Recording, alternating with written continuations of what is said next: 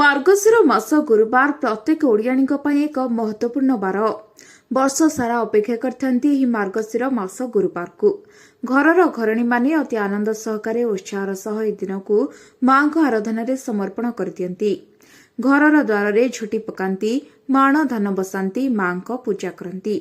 ତେଣୁ ଏବେ ସବୁଠୁ ବଡ଼ ସମସ୍ୟା ଆସି ଉପୁଜିଛି ଯେ ଚଳିତ ବର୍ଷର ଯେଉଁ 2ଟି ଗୁରୁବାର ଆଉ ବାକି ରହିଛି ସେହି ଦିନମାନଙ୍କରେ ମାଣ ବସିବ କି ନାହିଁ। କାରଣ ଗୋଟିଏ ଗୁରୁବାରରେ ଅମାବାସ୍ୟା ଲାଗୁଛି, ଆଉ ଗୋଟିଏ ଗୁରୁବାରରେ ଶରଣ ଲାଗୁଛି।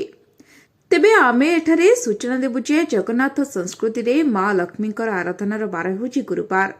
ବଳରାମ ଦାସଙ୍କ ଦ୍ୱାରା ରଚିତ ଲକ୍ଷ୍ମୀ ପୁରାଣରେ ବର୍ଣ୍ଣିତ ଅଛି ଯେ ପ୍ରତ୍ୟେକ ଓଡ଼ିଆଣୀ ଗୁରୁବାର ଦିନ ହିଁ ମା'ଙ୍କର ଆରାଧନା କରିବେ।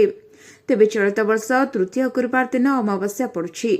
ତେବେ ଏଠି ସ୍ପଷ୍ଟ କରୁଛି କି ଅମାବାସ୍ୟାକୁ ନେଇ ଲକ୍ଷ୍ମୀଙ୍କ ଆରାଧନାରେ କୌଣସି ପ୍ରକାର ଭେଦ ନାହିଁ। କାରଣ କ'ଣ ଆପଣ ଜାଣିଛନ୍ତି କି? ଦୀପାବଳି ଅମାବାସ୍ୟା ଦିନ ଲକ୍ଷ୍ମୀଙ୍କର ଉତ୍ପତ୍ତି ହୋଇଥିଲା। ସେଥିପାଇଁ ଉତ୍ତର ଭାରତରେ ଦୀପାବଳି ଦିନ ମଧ୍ୟରାତ୍ରରେ ଲକ୍ଷ୍ମୀଙ୍କୁ ଆରାଧନା କରାଯାଇଥାଏ। ତେଣୁ ଅମାବାସ୍ୟାରେ ଲକ୍ଷ୍ମୀଙ୍କର ଆରାଧନା ହୋଇପାରିବ। କାରଣ ଏହା ଲକ୍ଷ୍ମୀଙ୍କର ପୂଜନ ନୁହେଁ, ଏହା ପ୍ରାଣର ପୂଜନ। ଗୁରୁବାରେ ମା'ଙ୍କର ଆରାଧନା କରାଯାଉଛି, ତେଣୁ ଅମାବାସ୍ୟା ପଡ଼ିଲେ ମଧ୍ୟ ଆରାଧନା କରାଯିବ। ଏବଂ ଶେଷ ଗୁରୁବାରଟି ବା ଚତୁର୍ଥ ଗୁରୁବାରକୁ ନେଇ ଅନେକ ମତ ଦେଉଛନ୍ତି ଯେ ଶରଣ ଲାଗୁଛି। ଜ୍ୟୋତିର୍ବିଜ୍ଞାନୀଙ୍କର ମତରେ ଯେହେତୁ ଏହା ବାର ଅନୁସାରେ ପୂଜା, ଏହା ତିଥି ନକ୍ଷତ୍ର ବାସ ବା ତାରିଖ ଅନୁସାରେ ପୂଜନ ନୁହେଁ, ତେଣୁ ପୂଜା କରିହେବ। ତେବେ ଯଦି ଶରଣ ଲାଗୁଛି ବୋଲି ଭାବୁଛନ୍ତି, ତେବେ ଯେତେବେଳେ ଚନ୍ଦ୍ର ମକର ଆଉ କୁମ୍ଭ ରାଶିରେ ଅବସ୍ଥାନ କରନ୍ତି ତାକୁ ଶରଣ ବୋଲି ସମ୍ବୋଧନ କରାଯାଇଥାଏ। ଚନ୍ଦ୍ର ଯେତେବେଳେ ଯାଇଥାନ୍ତି ସେତେବେଳେ ଗୋଟିଏ ଘଡ଼ି ବା 24 ମିନିଟ୍ର ସମୟକୁ ଶରଣ କୁହାଯାଏ। ଶରଣକୁ ଜ୍ୟୋତିର୍ବିଜ୍ଞାନୀମାନେ ସ୍ପଷ୍ଟ ଭାବରେ ଅନୁସରଣ କରିପାରନ୍ତି ନାହିଁ।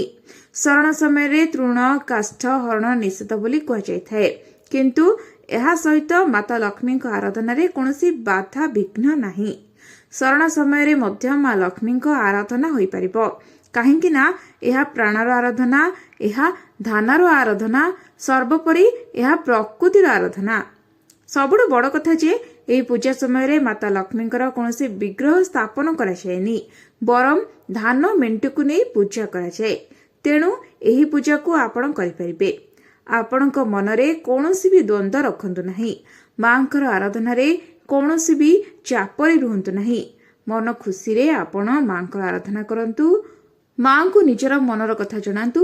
ମା ନିହାତି ଆପଣଙ୍କର ମନସ୍କାମନା ପୂରଣ କରିବେ।